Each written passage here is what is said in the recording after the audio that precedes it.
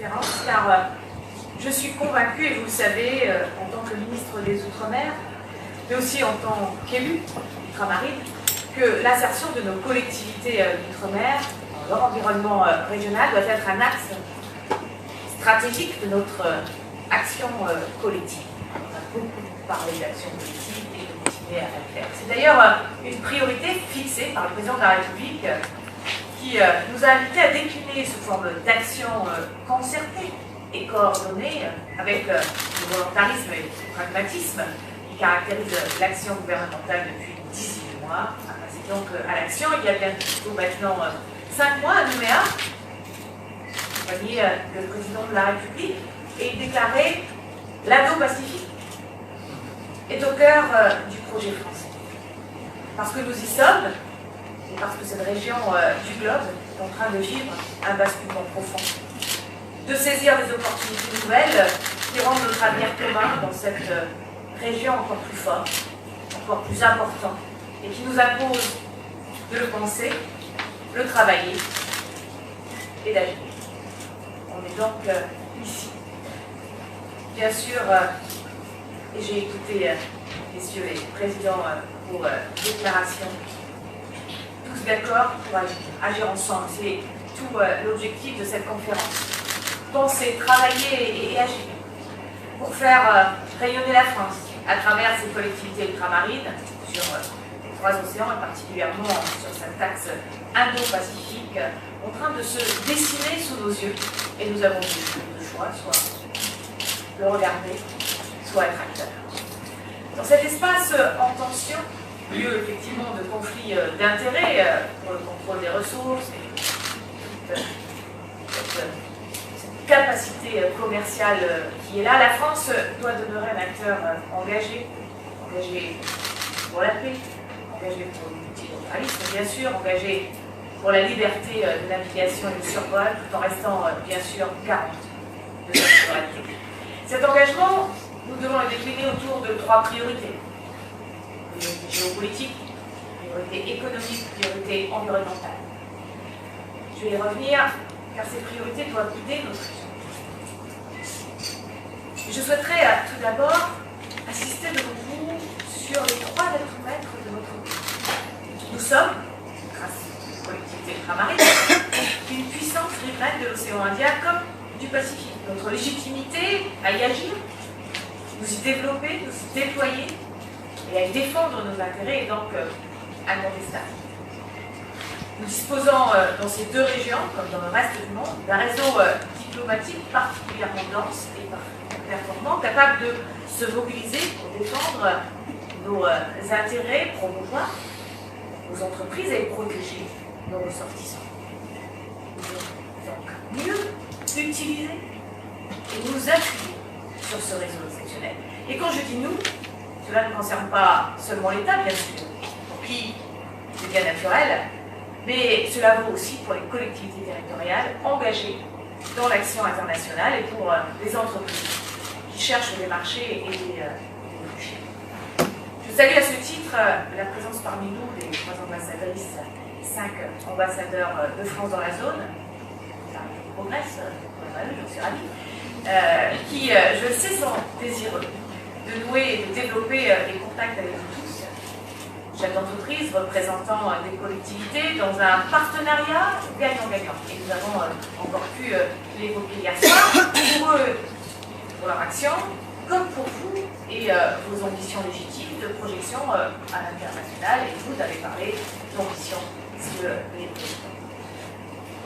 Notre 3e atout, c'est notre capacité de projection maritime et sécuritaire qui se renforce, dont témoignent à la fois nos entreprises de fret maritime, et je pense effectivement au premier rang duquel on peut citer CMA, CGM, mais aussi bien sûr l'action des forces armées zone sud océan Indien et leurs composantes marines, la direction de la mer du sud de l'océan Indien, et bien sûr des DAF qui gèrent et le ministre protège conjointement nos 2,3 millions de kilomètres carrés, zone économique exclusive dans la région.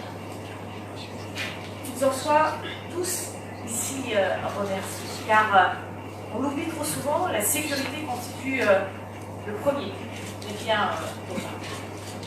Je voudrais maintenant revenir, bien sûr, sur le contenu. Il vous appartiendra de préciser et de rendre opérationnel ces trois axes dont je parlais qui doivent structurer notre réflexion, mais aussi et surtout nos actions communes. La priorité géopolitique dans la zone Indo-Pacifique est sur trois axes forts.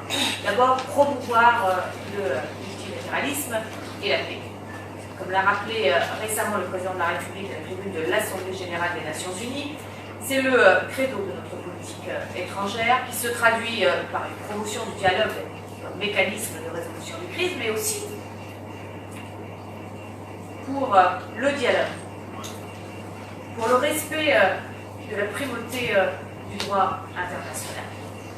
Ensuite, renforcer la coopération en matière de sécurité, tant dans nos espaces de souveraineté qu'en haute mer, afin d'assurer la protection de l'environnement, la lutte contre la criminalité en mer et la liberté de navigation et de survol.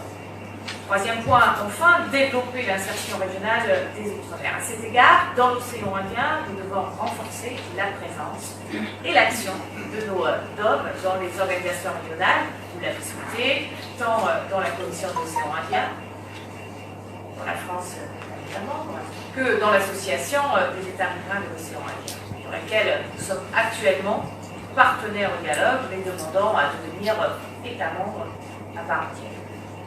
Nous devons valoriser pour cela toutes nos actions internationales et nous appuyer sur les instruments financiers existants, mais aussi et surtout sur l'action de nos entreprises et instituts de recherche présents dans la zone. Vous avez cité le nombre de chercheurs. Dans le livre bleu des Outre-mer, il y a aussi la volonté dans chaque océan de mettre en place une plateforme de recherche et de formation, notamment universitaire.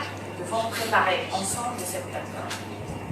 Notre priorité économique, deuxième grande priorité, doit également s'articuler autour de trois axes.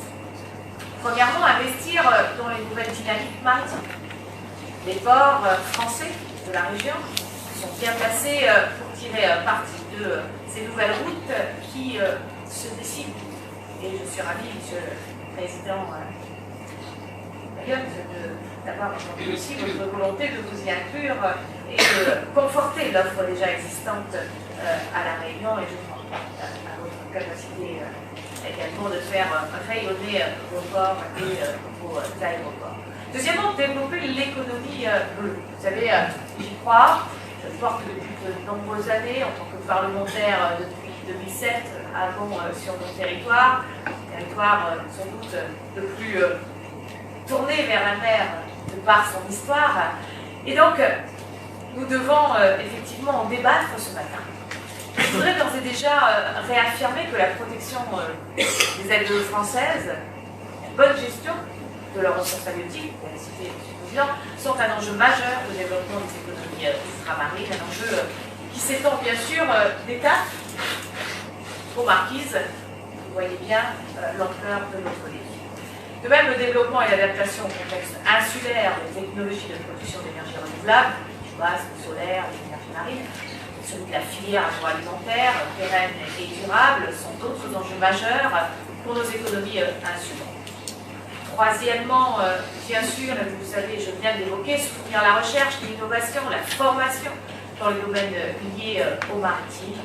Nos universités, instituts de recherche et centres de formation doivent être valorisés et mieux se projeter à l'international. L'atelier sera également consacré cet après-midi. Enfin, la priorité environnementale, qui est depuis la COP21 portée par la France, fortement, par la voix du président de la République, qui est un complément de la lutte contre le dérèglement climatique, est essentielle pour l'avenir de nos collectivités ultramarines et de nos populations.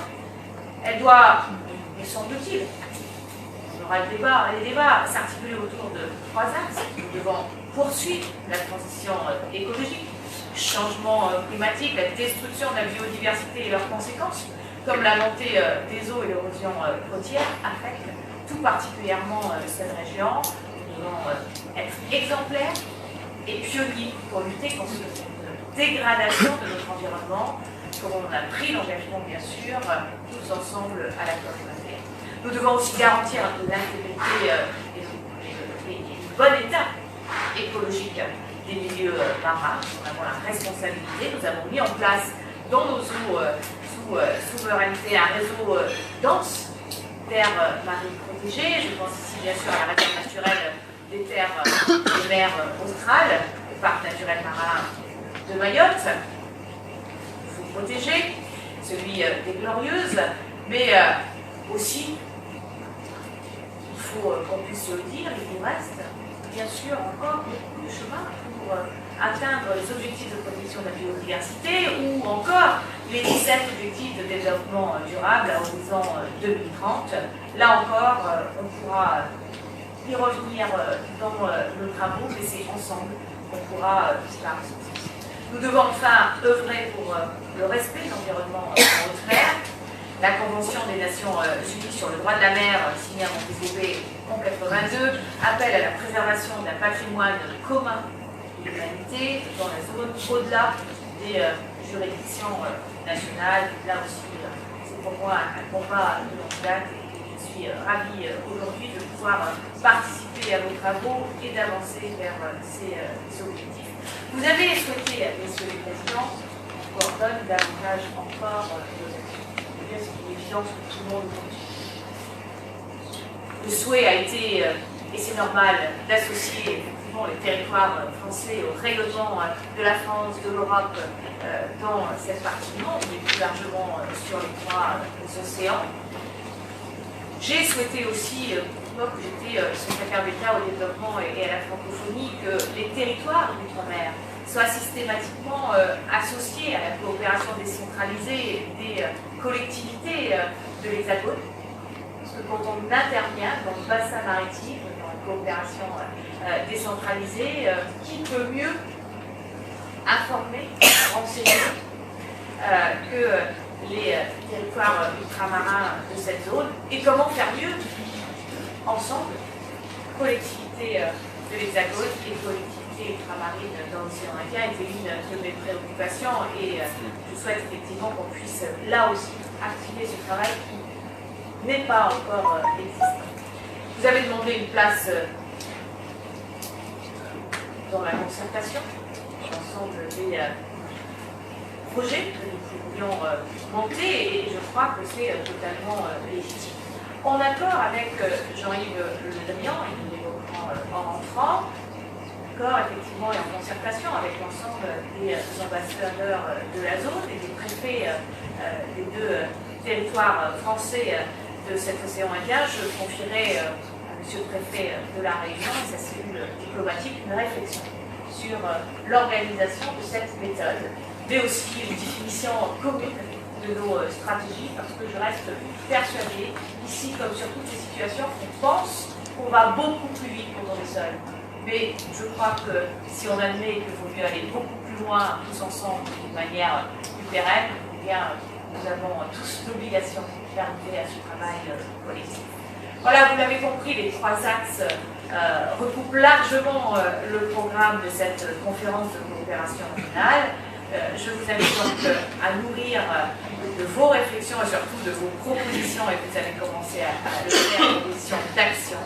Et je vous souhaite, comme d'habitude, de fructueux échanges tout au long de cette journée. Sur la fin de ce discours, j'ai envie de vous dire à chacun, en prononçant effectivement officiellement l'ouverture de cette conférence de coopération régionale de l'océan Indien, eh bien merci pour ce que vous avez déjà fait et merci d'avance pour tout ce qu'on va faire ensemble.